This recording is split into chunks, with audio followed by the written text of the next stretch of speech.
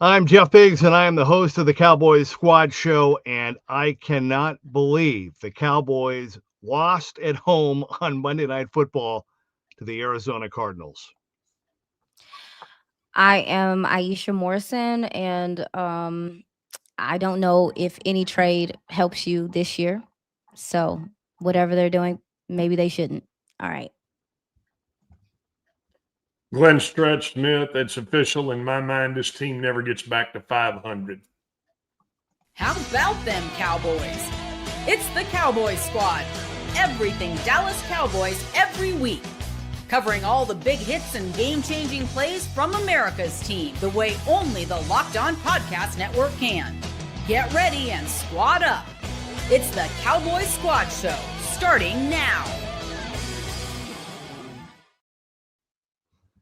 Well, I think last time I ripped up the script. I think this time I wish what we were doing for you right now was a movie, because if it was a movie, that would mean it would not be real. But this is not a movie. This is real life, and we are live. And this was a real life nightmare tonight again for the Cowboys, and basically just a must win. Got to take care of your business. Win at home on Monday Night Football against the Arizona Cardinals. The Cowboys come up with probably one of their, if not, I mean, all the losses have not been good, but this one was pretty bad, and the Cowboys fall at home 27-17. As we said last Sunday with the loss in Denver, lots to blame to go around. Although, as much as we've talked about the defense, defense wasn't horrific tonight, but we're going to get into all that. Anyway, I need to mention real quickly that our episode tonight is brought to you by FanDuel. Right now, new customers can bet just $5, and if your bet wins, you'll get $300 in bonus bets to use across the app. With that said, I want to welcome back after trying to play hurt last week, Iisha Morrison. Great to have you with us. Sick on her birthday, which is even worse than a Cowboy loss, in my opinion. But she's back, along with former Cowboys coach Glenn Stretch Smith, with some very strong words right out of the gate. All right, like I said, lots of directions to go. The two of you, what's top of mind as we sit here and try to pick this apart? This isn't a good football team. Simple as that. I mean, I think when you start looking at everything that's transpiring, from special teams to the offense's woes, the penalties, the inefficiency in the red zone, and then defensively, you can't get off the field on third down. All of these things, the undisciplined play, all this stuff is evident of a not so good team. And you had a Cardinals team come in here that is playing inspired. They had a lot of days off to prepare for you. They got some guys back, and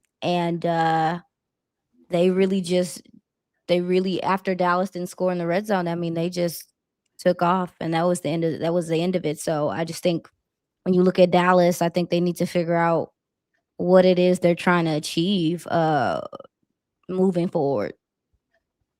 I'm done listening to analytics. That's for baseball and baseball guys and bunts and steals.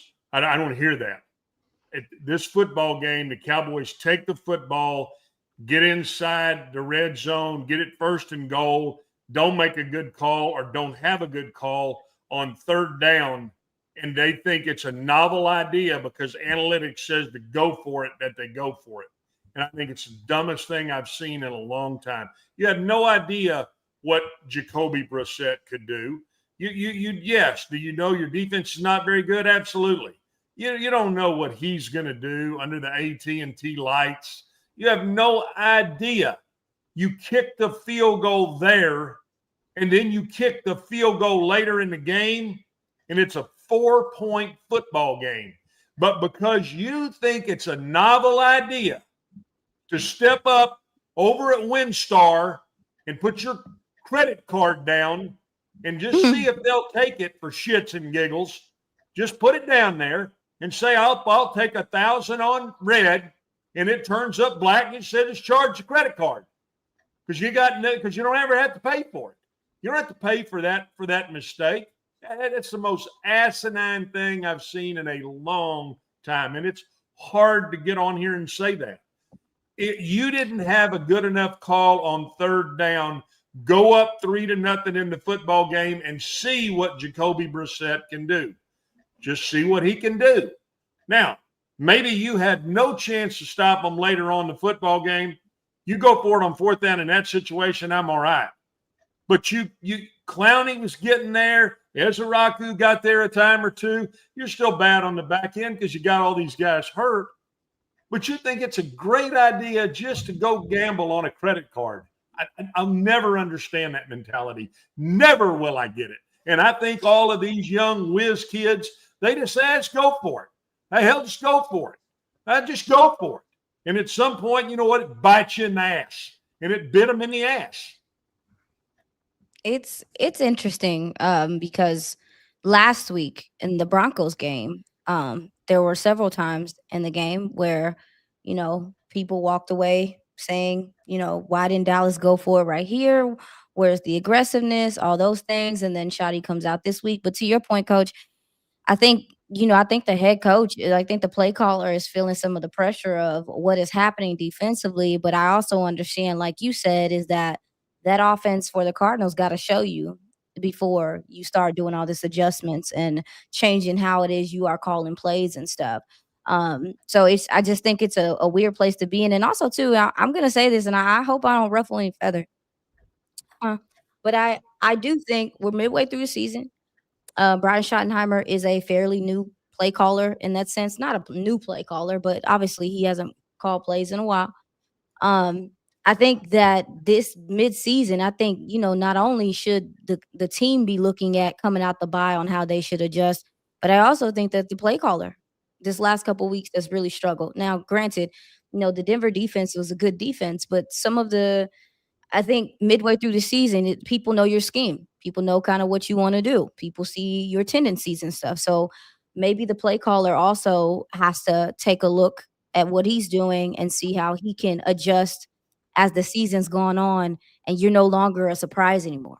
What you're doing schematically is no longer like, oh, we haven't seen this before. There's multiple weeks of tape.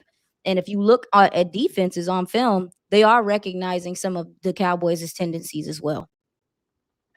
And they should, right? I mean, coaches, that's football. That's football. Yeah, they're going to see and they're going to study you, and I think probably yes, from a self-scout standpoint, from a self take a look at standpoint. I mean, I understand that point, but the Denver game last week and going for it at the point that they went for it in the Denver game, to me, is a different animal than the first possession of a football game with a backup quarterback. That to me, I mean, that's where when you start talking about the analytical side of things, you have to have your finger on the pulse of your football team. And okay, I get it. They watch the film and see that they're not good on defense, and they know that their starters are down, and I understand all that. But at that point in the football game, if you thought you had a great, I would say even a great 2-point play because the ball was on the 3-yard line, you would have certainly called it on third down. Yeah, and when that's you didn't get it there, you must kick the field goal in that situation. You just have to you got to take the points. And if you take the points there, certainly you would have taken them right there in the third quarter when you went for it. And again, gambling on a credit card just doesn't work for me. Can I push back? Can I add just a little, maybe a different side of that coin, what you're both saying? And I don't disagree with you. I just, the thing that bothers me is we've talked about this offense when they're rolling and when they're playing well. And it seems like it's been a little while. We talked about them a little bit. The offense really needed to step up last Sunday in Denver to help the defense out, and they really didn't. But I think, to me, like tonight, I just think the play calling, I mean, it's not even, for me, it wasn't even so much about going. It's just these overcomplicated high percentage. Just make it easy. Use your skill, use your O-line, just get the first down, get the yard, get the 4 yards. You don't have to make these perfect high percentage basket throw. Just get the first down, keep the drive going. It just, I don't know, they just didn't look like a dominant offense that can impose their will. It looks like they beat themselves. I mean, yeah, I think. Oh, go ahead, go. No, go ahead. Go ahead. It's your turn. No, I think we take a turn. I think protection had a lot to do with some of the offensive operation. I mean, this offensive line, although we've seen them play well in spots, I do think this offensive line has mightily struggled this last couple of weeks, and it feels like the quarterback is a little bit sped up. The rug game hasn't been as efficient the last couple of weeks, and we've seen that. To start of this game, saw Javonte Williams have some good runs and stuff like that, but Dallas also got to be better. So I hear you, Jeff. I think I would say the red zone woes, those concern me more than anything, because if you get down there, you got to capitalize. And I think that's been a problem this last couple of weeks with Dallas. But to your point about the offensive operation, I don't think that the offensive line has played particularly well, maybe the last 2 or 3 weeks. And the quarterback has been able to kind of compensate for that and navigate that. But this last couple of weeks, he's been taking a lot of hits. He's been taking a lot of sacks. And you see him having to escape the pocket a lot more. He's used his legs more in this last 2 games than we have seen him use all season. So to your point, I agree with you. I think the offensive operation is a little fluky right now, but I think a lot of it starts with the offensive line and their inability to protect and run block cleanly, especially getting to the second level. I mean, this is a group that brought BB back, so they haven't, again, been together. I can see there is some what I would say chemistry between the two, the guard in the center, the open side guard in the center, understanding, hey, where's your help coming from, working together. Absolutely. That, to me, that happens. What concerns me is when they let Sweat continue to do what he does every time almost that he feels like he plays the Cowboys, which is whip. And it didn't matter whether it was Guyton or Steele. Then that's your problem. You got to send your back that way. You got to try to help. The thing that frustrates me with what we've seen is, and especially what we saw, I feel like last week and what we saw this week, was 2 defensive coordinators that said, you're not hitting the home run. We're not going to give you the home run. So if you want to take a 12, 10-play drive, we'll give you that. They were giving the comeback all day to Pickens. They were giving it to CD, and he got his feet stagnant out there instead of coming on back for the football. But they were going to give you that. And this is what happens when you don't have confidence in the defense getting you the football. Your natural reaction is to swing hard for the fence. And again, analytics for baseball, home runs are for baseball. We're not talking about baseball here. But they decided tonight they were not giving you the home run. They weren't going to give it to you. They were not going to let you get over the top of them. And you didn't. And they weren't going to give you those deep overs. They were not going to do that. The one time CD did get loose, Dak scrambled around and then found him up the boundary. That's that. But they weren't going to give you that. They'd give you the 7 or 8 yard runs if you blocked it up good. And you know what? They'd give you the comebacks. They'd probably give you some shallows. But you're going to take a 12 or 15 play drive, and then they're going to get you in the red zone. They're going to try to squeeze the field on you. They're going to say, you know what, here it is, and we're going to squeeze the field down on you. And it's not all that bad of an idea when you have the weapons that the Cowboys have. Well, now we've seen it back-to-back weeks. That blueprint is out there. They've shown you we're not doing that. So let me help you out. If you don't think Pete Carroll, I don't care how bad the Raiders are, they're going to come in and say, hey, we're not getting the home run.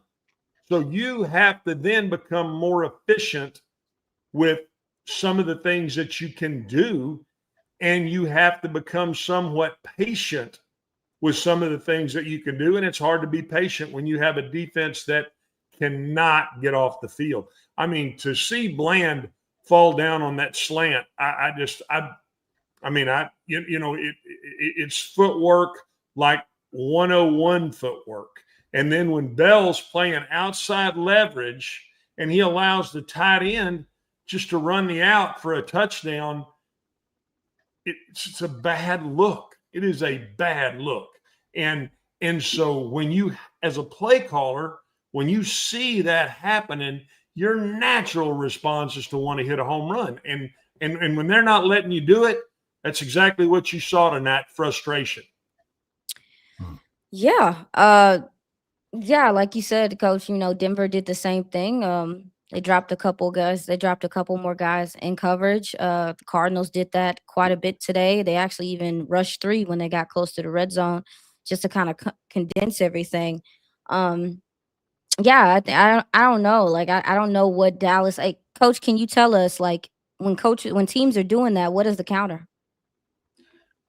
My initial reaction is, and I tried to make this point on TV, is that if guys are going to do that, then you have to shift and go win the time of possession battle, which means you can't get your defense overexposed, because, and I thought they did that in that first drive. I think they had a 9-yard run, then an 8-yard run. Yeah. I mean, they were able to say, okay. And then when you get it in the red zone, you have to become accustomed to being really good, a really good team in the red zone. And so that's, obviously they've got things to work on. And yeah, I think it's easy to point to. And the one thing you'll never hear me get on here and say anything about is like a play call, because I think that's the hardest thing to do, is to make the right call in the right situation. Iisha, you make a great point. I mean, your offense has to evolve as the year goes on. I mean, if you think the same thing is not happening in Washington with Cliff Kingsbury, it's the exact same thing, right? If Jaden Daniels not running around, they can't make a foot. And so what happens is you have to evolve. You have to put more motions in. You've got to get more shifts. You can still be running the same plays, but it's got to look a little different. You've got to show some different things. And so, maybe the bye week is coming at a good time to maybe think about some changes. And I mean some hard changes. I think you saw him healthy scratch Blue. They did not play him. And I really believe that there needs to be some serious other looks taken on both sides of the football. You're 3-5-1.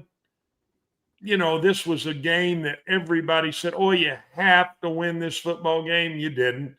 You had to beat Chicago, and you couldn't.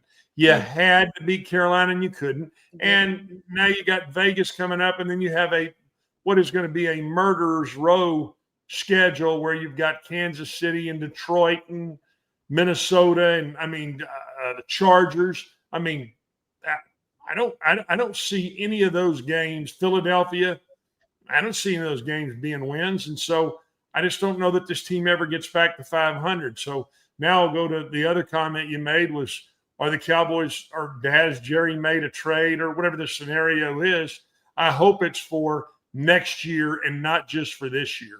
Yeah, absolutely. That's just kind of where I've been. Is this trade deadline to me is a little unique in a sense that you got some heavy hitters that are available given some of these teams and where they're at, especially at the defensive tackle position and some of those things. So an edge, obviously. And I do think that Dallas might have the opportunity to get a player to, help them in the future. But this to me is far too many things. It's far too many things. At first, I didn't think it was like too many things, but now looking at them, it's just, I don't know. It's just uninspired football to me in a lot of instances. So I don't have a lot of answers. All right. Well, when we come back, I want to ask you, we'll try to get some answers. We'll also get back into this game, talk about a couple of the highlights or lowlights, if you will. A lot of people weighing in. We want to hear from you via the comment crew. A lot of Cowboys fans, understandably very, very upset after the Cowboys not only lose, but they suffer their first loss of the season at home tonight, and they fall to the Cardinals 27-17. This is the Cowboys Squad Show. I'm Cody Rourke from Locked On Broncos, and this episode is brought to you by Peloton. Peloton is shaping the future of fitness with the brand new Peloton Cross-Training Tread Plus, powered by Peloton IQ. This is Peloton's most advanced equipment yet, giving you real-time guidance and endless ways to move, whether you're running, lifting, or you're cross-training with your favorite instructors like Alex Toussaint. It's training reimagined to make your workout more personal. Peloton is built for breakthroughs with features that help you plan, stay motivated, and hit peak performance. You can let yourself run, lift, flex, and go while Peloton handles all the rest. Plus, Peloton IQ provides real-time strength coaching, tracking your progress and suggesting weights that challenge you so you can get stronger. Plus, the new movement tracking camera, it counts your reps and corrects your form in real time, making sure every rep is safer and smarter. So let yourself run, lift, flex, push, and go. Explore the new Peloton Cross-Training Tread Plus at onepeloton.com. Okay, we are back. Welcome back to the Cowboys Squad Show. Cowboys fall to the Cardinals on Monday Night Football 27-17, along with Iisha Morrison and the coach, Glenn Stretch Smith. I'm Jeff Biggs. So you kind of hit on it there before we went to our first break, and that is there's all this buzz before the game. Jerry Jones said, hey, the Cowboys already made a trade. What I want to know is, do you think don't laugh at me, but do you think he meant the Micah trade? Like, do you think that's what he was referring to? Like, we made a trade before the season started. Knowing Jerry, he could be trolling. I'm He serious. be trolling. He really do be trolling. He really be saying stuff just to tick people off, just to like he will. And he said something earlier today, and even just a conversation about the trades and him coming out before the game and being like, oh yeah, like I got a couple of trades that I'm ready to make and stuff like that. I understand his business and I understand that's how he does things, but you got a game to play. Your players got a game to play. You know, like these are like, I know that this is a game. I understand all that, but I also understand that these are people's lives. You know what I'm saying? So just even to do that was kind of jarring to me to start the game. I didn't think it set a good tone for you having a game that night, personally. Yeah, I don't know if that's him up there bantering with Stephen A. Smith over at Texas Live. I mean, that's certainly what it felt like is, hey, my dog's bigger than yours because he eats kennel ration, and I'm gonna one up you with something. Do I think Jerry was trying to motivate his team? Part of me says yes. I mean, that he was making that statement as if to try to say, hey, we got some guys on the way here. I don't know. I mean, I guess we'll find out tomorrow what was really done, or if something was really done here. Because I thought it would have leaked out by now, don't you think? I mean, if something like that, there's no way that could stay under wraps. I don't know that. I mean, I don't know how. I don't know how Jerry's got the door locked over there. Who he's giving the password to the honeycomb hideout to, I have no idea.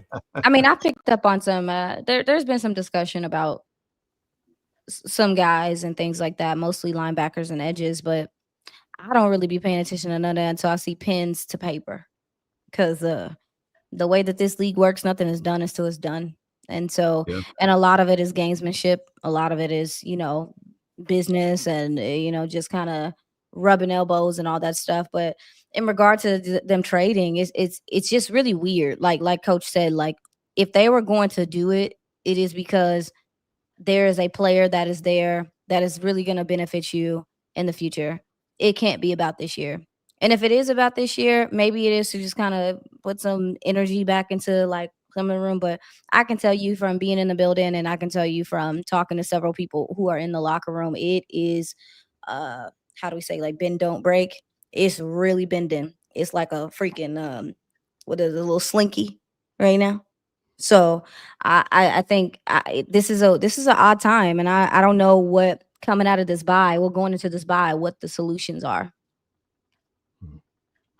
Yeah, the one Yeah, thing I I keep mean, in this situation, you almost have to push back from it some. I mean, I love what Kenny Dillingham did at Arizona State. He, now they went and won a game on the road without Sam Levitt, and hey, he just said, get out of this building for a week. I mean, just get out of here. And right now, it almost feels like, hey, go back in there tomorrow, get a light run in, do what you need to do, and get out of the building for 3 or 4 days, because if I was a betting man, I could see some real change coming these next few days. Yeah.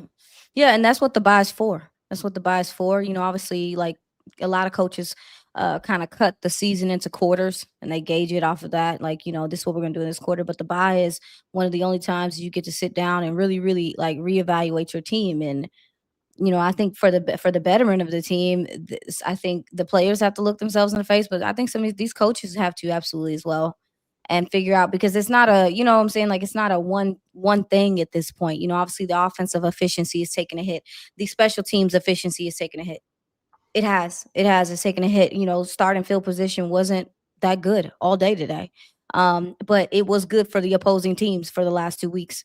So I just think, there's things they can improve on, I guess, for this season, and especially where they are right now. I'm trying to see these penalties go down. I'm trying to see these penalties go down. These pre-snap penalties, Coach, you mentioned Schottenheimer getting back into, more of the motions and trying to create space and stuff. That would be awesome. Are guys going to be set? Are you going to be where you're supposed to be? I mean, it's something. I mean, that's something you have to demand of guys. It's about accountability. That's what it's about. It's about accountability, and there has to be accountability. And right now, is there accountability in that building? I would question that by what I've seen. I think it's fair to question what are guys doing, and how are guys doing it, and are you the last guy in and the first guy out, or are you the first guy in, the last guy out? I mean, it's again, we can talk about all that game playing and competing and basketball shooting and foosball, pickleball, booty ball, whatever you want to play. At the end of the day, up, man. At the end of the day, it has to be. I mean, I love what Lamar Jackson did. He came in, it's the first thing he did when he come back from being injured in Baltimore. Now, ain't no ping pong tables in there anymore. He took all that stuff out. He said, I don't want to see this around here anymore. Now, I mean, they've won 2 in a row. Is that the answer? I'm not saying that it is. What I'm saying is it becomes about accountability, and it becomes about you being accountable to the guy next to you, and basically you doing your job. You have a job to do, and it's your responsibility to get dialed in. And I don't care if it's Wednesday in a meeting or Sunday in a game. It's your responsibility to dial in and know what your job is. I mean, down there when Brissett snuck the ball in, I mean, there's nobody at all in the A gap. Just falls in the A gap for a touchdown. I mean, I don't understand that. What do you mean we're on the goal line and we don't have every single gap covered? Yeah. I don't get it. I mean, yeah, that speaks to some of the inexperience that's on this defensive line. That's one thing I realized the other day, is just how many guys on this defensive line are like technically unproven in a sense.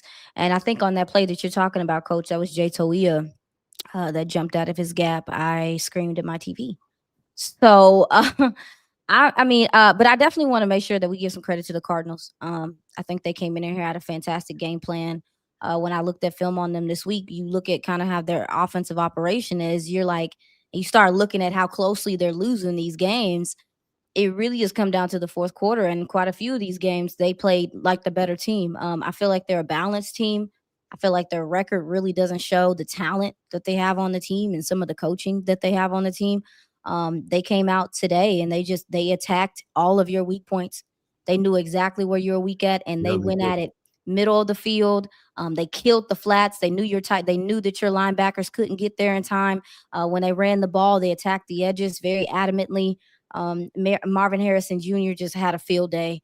Game Really, of his career. Yeah. yeah. Well, we're used to that now. Every time Yeah, people right. play the Cowboys defense, it's literally like career day, Yeah. records being broken. But I just think that their offensive game plan was awesome. And Jacoby Brissett, I knew coming into this game with Kyler Murray maybe not playing. When you look at how Jacoby Brissett is okay with standing in the pocket and making passes, he's a lot less jittery than Kyler Murray. And a lot of time when you watch Kyler Murray, you'll see him, some of those sacks are sacks on him.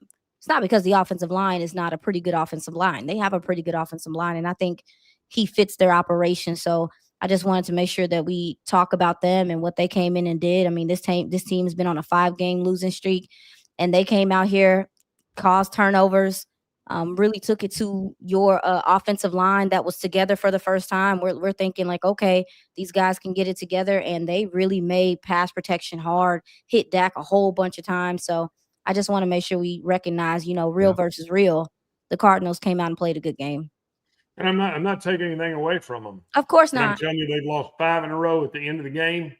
And if you don't think they weren't looking around right there in the fourth quarter thinking, uh-oh, and losing is contagious. It's just like winning is contagious. Yep. And you know what?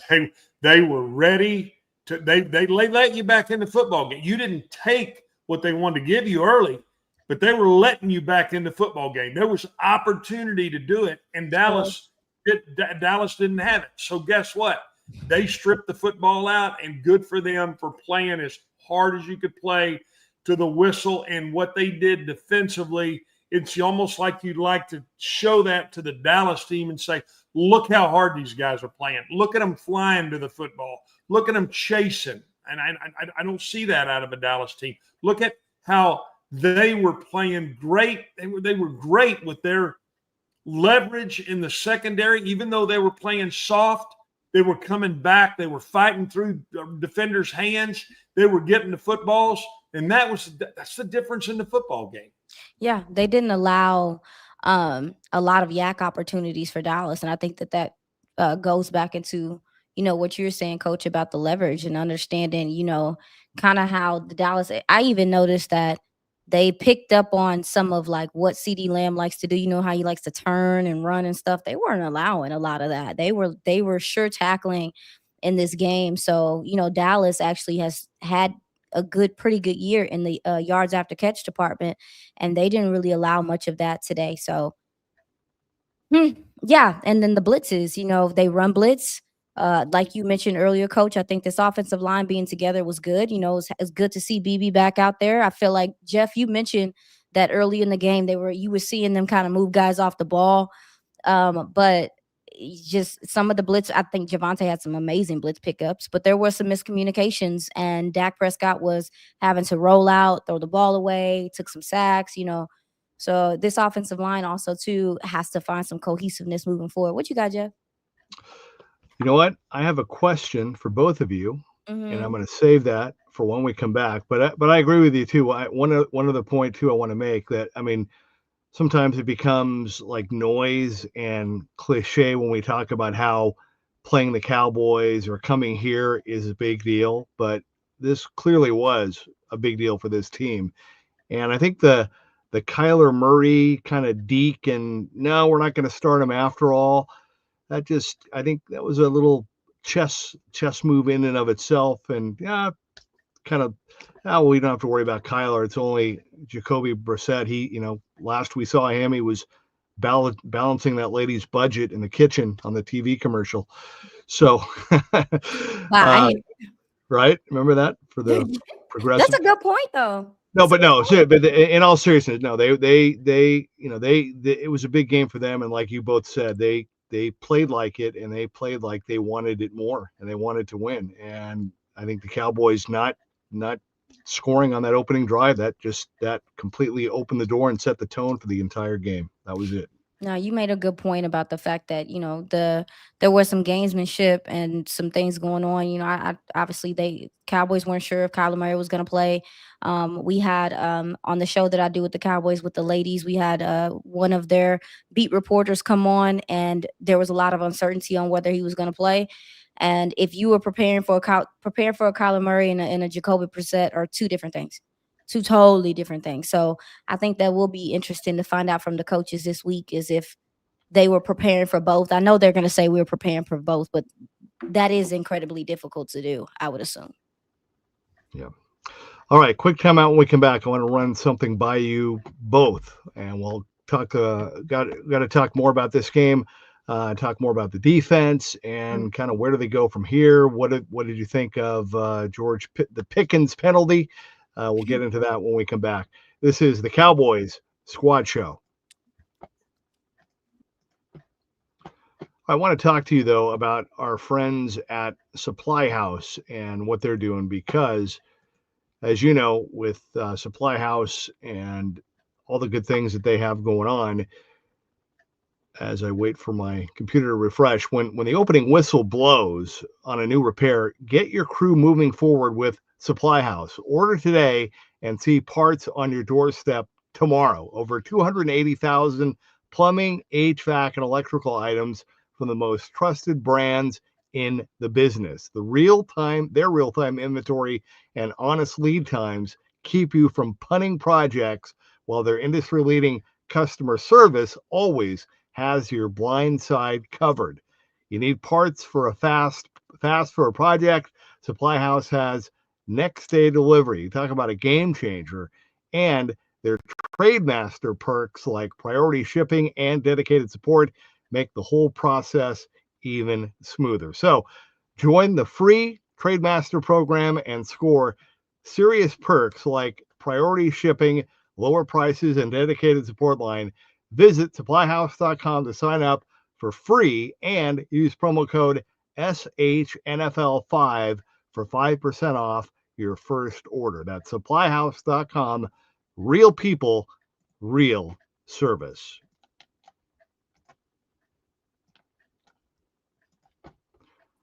All right, we're back. Cowboys Squad Show. Cowboys lose at home tonight, Monday Night Football to the Cardinals, 27-17 with Iisha Smith and former Cowboys coach Glenn Stretch Smith. We're talking about this game.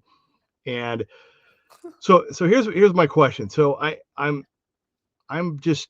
always been wired not only as a peacemaker, but I'm just solution oriented. Like I like to fix things and I like to get things better. Maybe it's from the home that I grew up in, but I like to get things fixed. And so I'm thinking about what you guys. Okay, so where do we go from here? What can they do? Realistic, after last week, Brian Schottenheimer said we're going to make changes and big changes are coming. So I just keep thinking, trying to step by step. Okay. If you're the Cowboys and you're Jerry and you're Steven in the front office, are you thinking, well, you know what? I like the players that we put together. We just need them to be coached better. Or are you thinking, I love my coaches. I love Schottenheimer. I love Eberflus, but we got to get them players that will work for their system.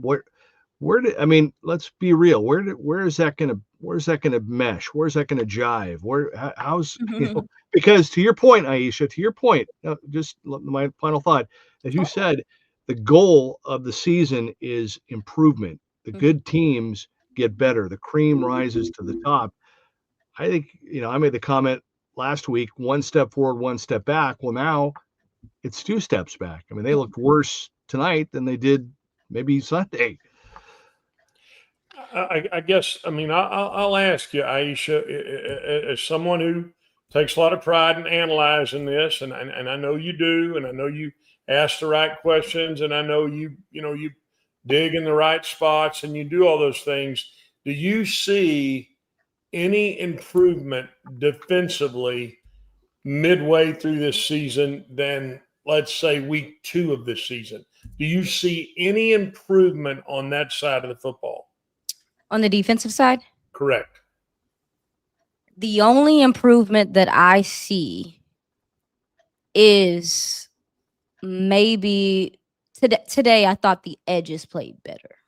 Okay. And it wasn't pretty the whole time, but Schottenheimer did Donovan Izaraku and Jadeveon Clowney started at the edge position. I think they are your best edge players right now. And I think you saw some improvement with the pass rush with them. And also, too, Jadeveon Clowney played the hell out of the run on the edge, I think, for the majority of the game, to a point to where they just didn't run at him as much. So if I'm going to pick an improvement, it's going to be that. And I know, Coach, you mentioned the other week that it was evident that Clowney seemed like he was kind of getting his legs under him, I think we got to see that in this game. And then I think the decision to make Donovan Izaraku the starter over Marshawn Nealon and Sam Williams is the biggest improvement I can think of right now. That's all I got. And Dante Fowler made a play, correct? I mean, he showed you he could still come off a little bit. Yeah. I mean, I agree with that, but what I'm saying is, no, not holistically, no. Right. When you look at the defense, in my mind, you as an analyst, you have to look at it. We don't know what's called. We don't know how many mental errors are being made.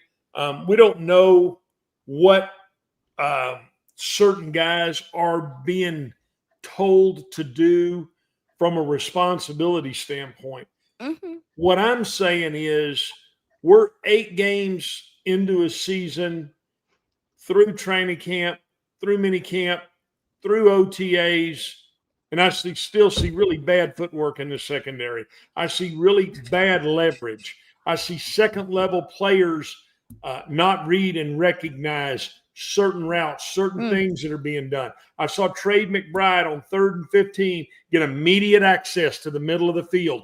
Nobody ever tries to widen him. Nobody ever tries to move him off the mark. So when I'm 8 games into this, and if, again, I'm just saying it from an analytical standpoint because I don't know what's being called. I don't know who you could say that's a mental error, that's a mental mistake, that's a lack of communication with what's going on in the secondary, so on and so forth. What I'm saying is, as an analyst, I do not see this team getting any better. I don't care who's out there. I don't see them doing the little things that you have to do as a defensive football player, which is really defense is about understanding technique, head placement, hand placement, foot placement, and then it's about chasing the crap out of the football and arriving with bad intentions. That's really is. You go out and watch defensive practice, all you hear guys are run the ball, run the ball, run. That's what you hear. And so I don't see that. I don't see that in this defense. So therefore, it causes me to then say, is the message that they're giving, are they giving the right message? Is it being put on deaf ears? What are they teaching? Are they teaching the right things? Are they getting accomplished what they want to get accomplished? And if I'm being honest about it, halfway through the season, the answer to that is a resounding no. Now, what are you going to do right here during the off week? When I said serious changes, and I don't know anything. I don't know sheep crap from Hard Rock Candy about what they're really thinking. I really don't. But I do believe that they're going to look and say, what is the option to change the voice on the defensive side? Because you cannot approach a second half of the season and do the same thing. That's the definition of insanity. And so I really do believe we could see something tomorrow that I think would kind of set us back a little bit from maybe even thinking about, making some staff changes. Wow. I would. So from what I understand, Coach, from things I've heard in the building, is the deaf ears thing maybe a yes. Confusion, not understanding, probably a yes. The playing off the line, the soft coverage, Sounds like something that they're being told to do.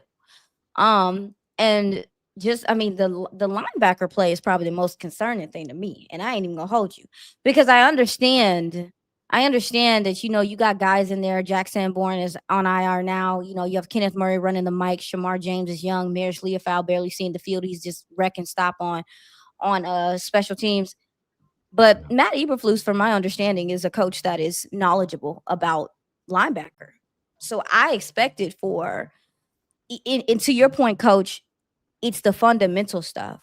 You're not asking these guys to be stars and stuff. You're asking them to just read the plays and play their gaps and literally play levers. I mean, today they attacked the flats all day, and at no point in time did it register to anybody like, hey, they're going to keep doing this and playing underneath until your linebackers come up and make tackles. And they kept overrunning.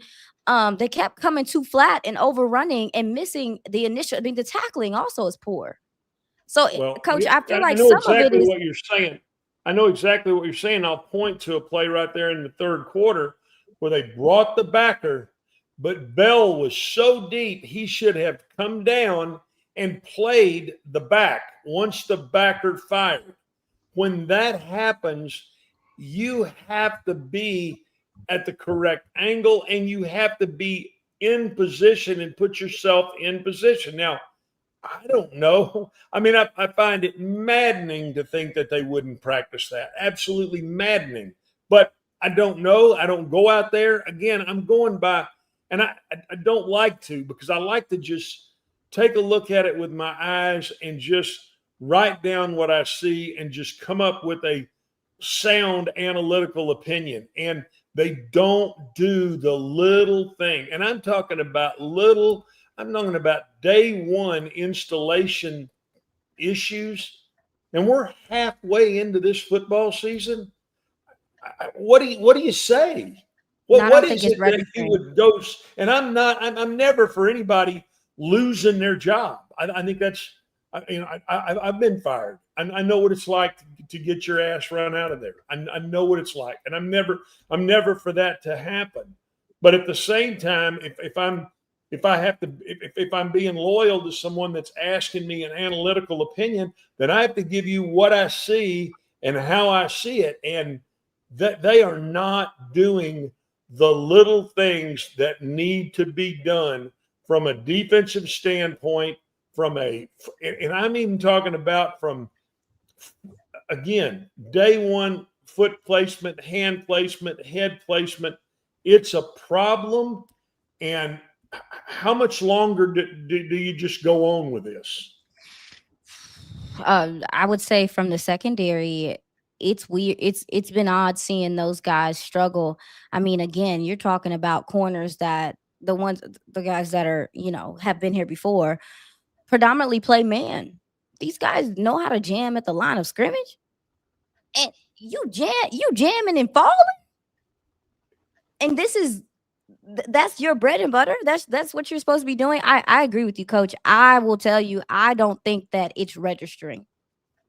I feel like you telling your baby to go potty and they still like, where's my diaper? So no, they're standing right in front of you, shitting their pants. That's I really they're doing it in defiance. They're doing it in defiance of what. Maybe I think that guys are making their own decisions. I don't think guys trust the scheme and what they're being told to do, and it just trickles down. And do you blame them? No, I don't blame them. Yeah. I don't blame them. Like, a lot of these players do know what good, and here's another thing. It's like I said before, it's like, it's what we say in the military. Like, listen, if one person is failing the test is one thing. If everybody's failing the test, then the teacher needs to reevaluate how they're teaching. It's just simple as that.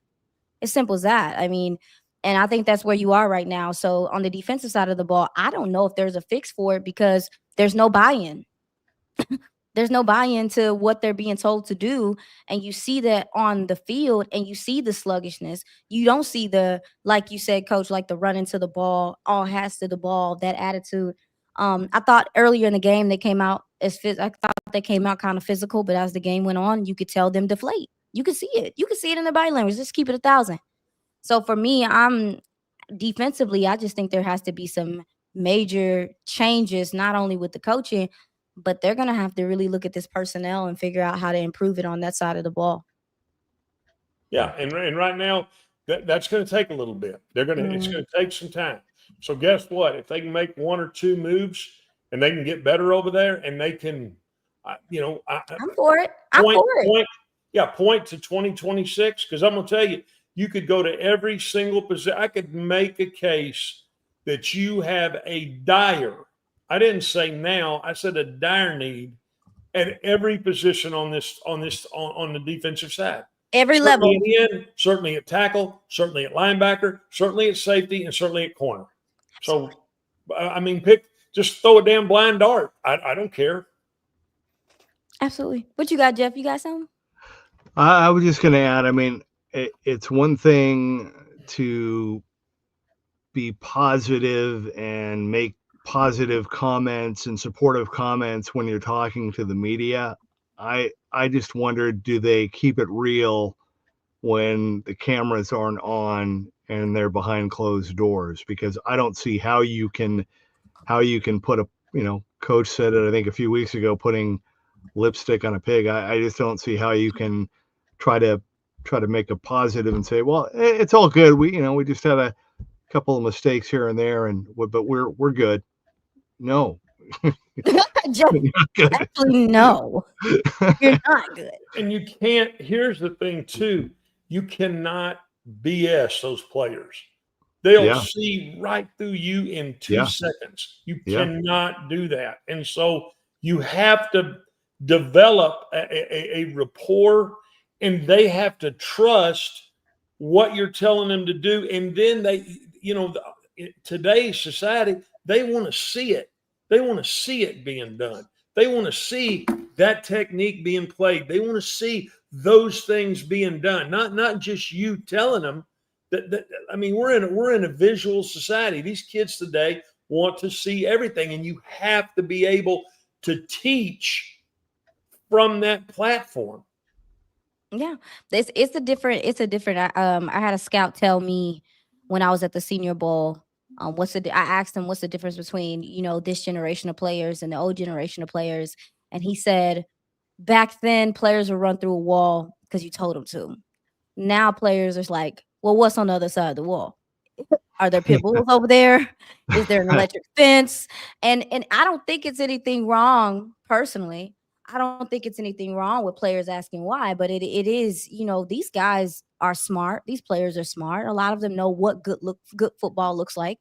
They know what the good teams in the NFL are doing and stuff like that. So I feel like it's not I don't feel like players can help what's happening right now. And I don't think that that they're seeing eye to eye on that side of the ball at all. And to answer your question, Jeff, it definitely ain't like that behind closed doors. Okay. I thought you would know. It definitely ain't like that behind closed doors. Like there have been players that have went to the coaches, multiple players, not even the one that's not playing right now, to talk to him about it, suggestions, things like that. Mm-mm. All right, we're going to take our final timeout, and when we come back, we'll wrap things up, get our final thoughts. That's Iisha Morrison, along with the coach, Glenn Stretch Smith. This is the Cowboys Squad Show, and this happened the other night. This will not let me scroll down, so I'm not going to be able to hit the nice little green screen, but I'm just going to go right to the commercial. Hang with me.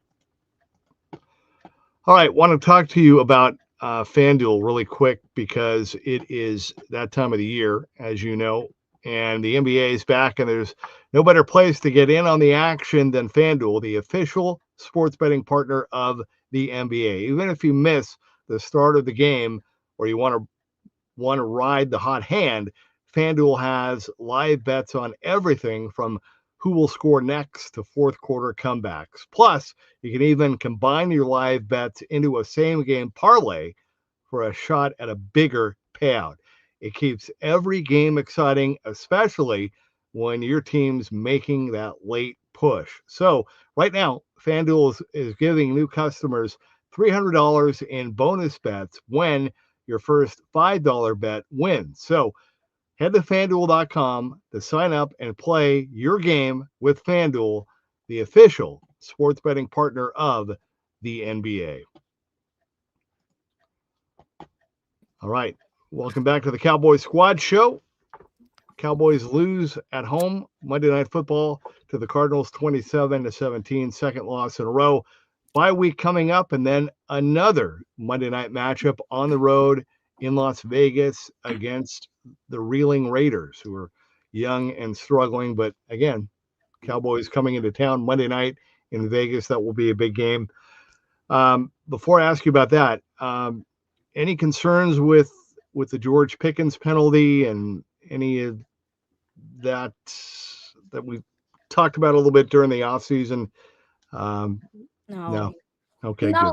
No, especially since he was barely targeted for the first half of the game. I thought that he held his composure pretty well, but here's my thing. I can't cuss on here. Me neither. You already did. Yeah, you already did. You already did. I was like, in my mind, I was like, but I'm too old to sit up here and say poop or toot or whatever. Yeah, you gotta be politically correct on here. But no, I just feel like, man, there's just so much about football that is being taken away as far as like, I don't like it, but it is a gladiator sport. You know what I'm saying? Like, if guys want to get in their face, get in players' face and talk crap, I mean, let them talk crap. This is football. We're not. I mean, even in flag football, they talk crap. I mean, my God. And then and also, honestly, too, you're going to call the taunting on him, but then not call the blatant interference in the red zone where he was literally cuddled. I mean, like, yeah. I mean, come on. So for me, I don't know. I just feel like the penalty in itself is just so ticky-tacky because the officials decide when they want to call it. And it's just like, God, y'all, it's football. Football. We're not.